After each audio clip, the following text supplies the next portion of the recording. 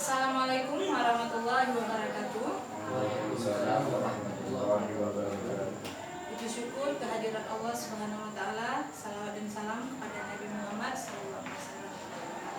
Yang saya hormati dan saya banggakan Bapak-bapak yang sudah berhadir di Family Development Session kita pada hari ini, yang seperti biasa kita lakukan setiap bulannya. Nah, seperti biasa kita akan melanjutkan modul atau materi kita. Hari ini akan kita bahas sambungan modul yang minggu lalu atau bulan lalu, yaitu modul 5, yaitu tentang kesejahteraan sosial. Nah, bulan lalu kita sudah membahas satu materi di dalam modul 5 ini, yaitu tentang disabilitas. Apa yang masih diingat Bapak-bapak? Apakah ada yang dilupakan atau ada yang diingat? Nah, sekarang saya kembali mereview seperti biasa. Coba Bapak Hazun, apa yang diingat? Materi minggu lalu adalah tentang pelayanan disabilitas dan adanya hak-hak disabilitas. Berarti masih ingat ya, semuanya berarti masih ingat. Nah, kemarin kita sudah membahas tentang disabilitas, yaitu di mana untuk disabilitas ini ada hak-hak dan pelayanannya. Hak-hak disabilitas ada hak hidup, hak bebas dari cercaan, hak untuk bekerja, dan hak untuk sekolah. Nah, jika kita menjumpai orang-orang atau tetangga atau keluarga yang mempunyai disabilitas, mereka juga mempunyai hak ya. Jangan sampai kita tidak memberikan hak-hak mereka ya. Nah, alhamdulillah karena materi bulan lalu masih diingat, luar biasa ya. Terima kasih. Nah, hari ini kita akan melanjutkan materi selanjutnya, yaitu tentang masih di modul 5, yaitu kesejahteraan sosial. Pada sesi 2, yaitu pentingnya kesejahteraan lanjut usia atau lansia. Nah, sebelum itu saya mau bertanya nih. Nah, menurut Bapak-bapak, di rumah ada siapa aja? Ada ayah, Ada ayah. Ada siapa lagi? ibu, Ada ibu. abang, Ada abang, kakak, adik, nenek, kakek. Nah, dari ini yang sudah kita tulis, menurut Bapak-bapak yang mana dikatakan lansia? nenek dan kakek. Nenek dan kakek. Kenapa? Karena usianya sudah 76 tahun ke atas. Oh, kalau Bapak Hartun masih punya kakek? Masih Berapa usia kira-kira? sekitar 70 tahun ke atas. 70 tahun ya, atau 60 misalnya si nenek ya. Nah, kita pahami ternyata lansia atau lanjut usia itu ada di sekitar kita, ada di keluarga. Bisa jadi itu ayah kita, ibu kita, atau nenek kita, atau kakek kita ya. Misalnya kalau orang tua kita sudah berumur 60, itu juga dikatakan lanjut usia. Nah, di sini lanjut usia menurut Undang-Undang Nomor 13 Tahun 1998, di situ dikatakan bahwa lanjut usia adalah seseorang yang sudah berusia 60 tahun ke atas. Nah, lansia itu ada dua dia. Ada lansia potensial, yaitu masih mampu untuk bekerja, dan ada lansia tidak potensial, yaitu tidak mampu lagi untuk bekerja. Nah, di dalam kategori PKH sendiri, lanjut usia itu 70 tahun ke atas. Nah, tetapi yang kita bahas pada sesi ini atau materi hari ini tetap lanjut usia secara umum ya. Artinya lanjut usia secara umum yang tidak kita bataskan usianya, akan kita bahas hari ini. Nah, menurut Bapak-bapak yang sudah kita lihat, misalnya keluarga kita, nenek atau kakek kita, dari mereka muda sampai sekarang sudah menurut kita lansia, apakah ada perubahan? Ada ya. Misalnya seperti apa? Seperti di wajahnya semakin menurun. Wajah, terus mulai tenaga ya, tenaganya ya. Nah, lansia akan kita bahas ada 3, yaitu yang pertama tentang fisiknya. Artinya fisik bapak-bapak itu artinya bagaimana perubahan tubuhnya.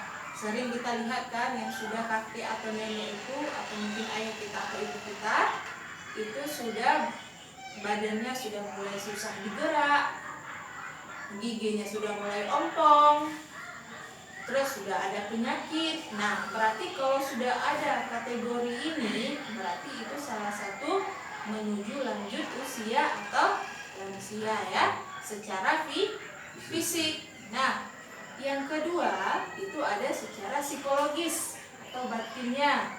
Psikologis tahu ya bapak-bapak ya, batinnya. Kita pernah menjumpai mungkin orang kita sudah mulai marah-marah, agresif, atau mulai depresi, emosi cepat. Nah, itu salah satu perubahan secara psikologis ya. Nah, untuk spiritual juga ada. Jadi yang tadi pertama ada fisik, psikologis, dan yang ketiga ada spiritual atau rohaninya. Spiritual itu seperti mungkin sudah kita pernah melihat, ada mungkin orang kita semakin tua itu udah mulai jarang beribadah, udah nggak mau sholat, udah nggak mau diingatkan atau diberi nasihat, karena memang menganggap dirinya selalu benar. Itu ada ya, menganggap dirinya benar, sering kita jumpai. Nah, bagaimana kita untuk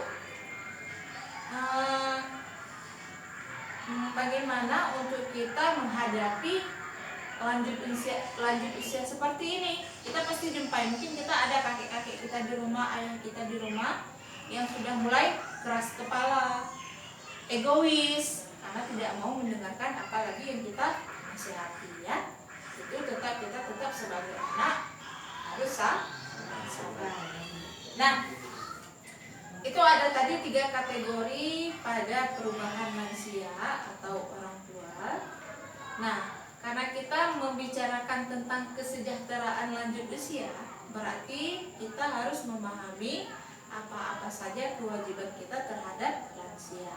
Nah, sebelum mengetahui tentang kewajiban kita, jangan sampai kita menelantarkan lansia atau orang tua kita sendiri. Karena kenapa? Orang tua itu atau lansia itu adalah gambaran kita di masa depan, ya kan? Bagaimana kita memperlakukan orang tua kita sekarang, suatu saat di masa depan juga akan kejadian kepada kita. Kalau kita baik, maka suatu saat untuk kita pun baik, ya. Nah, penelantaran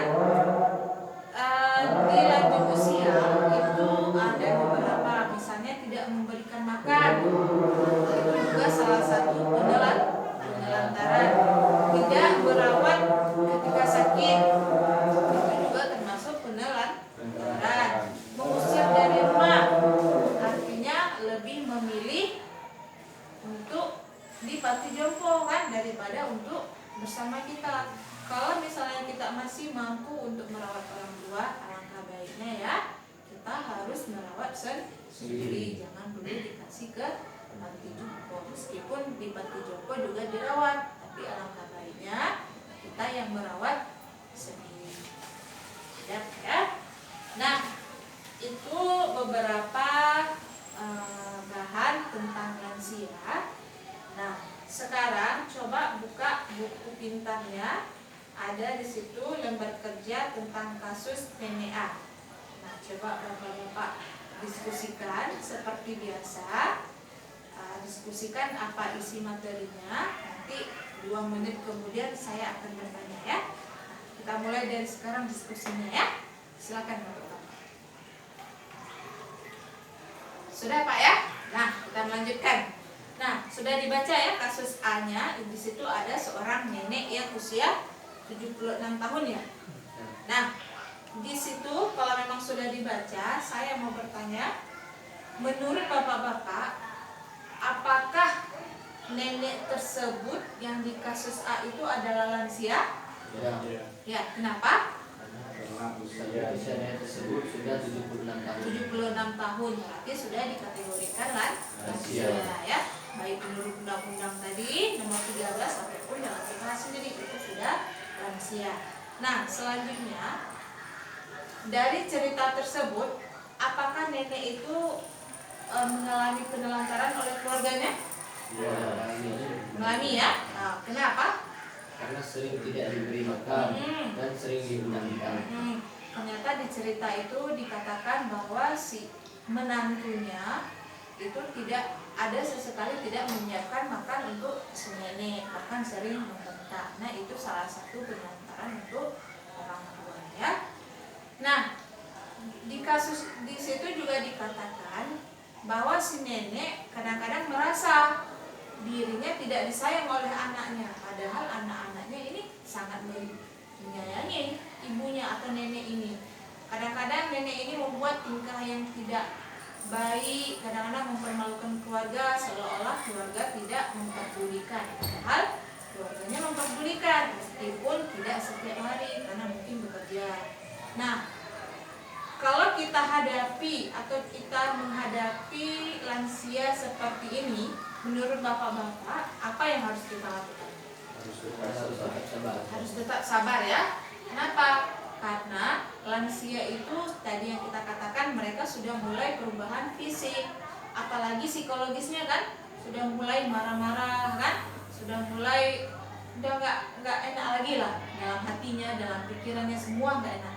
Maka apapun dia sering marah, sering memperlakukan orang lain seenaknya, karena memang kalau sudah lansia itu otomatis mereka akan kembali kepada masa kanak-kanaknya. Jadi kita sebagai anak ataupun keluarga itu tetap harus sabar, tetap selalu bijak menghadapi orang tua atau lanjut usia yang seperti ini ya.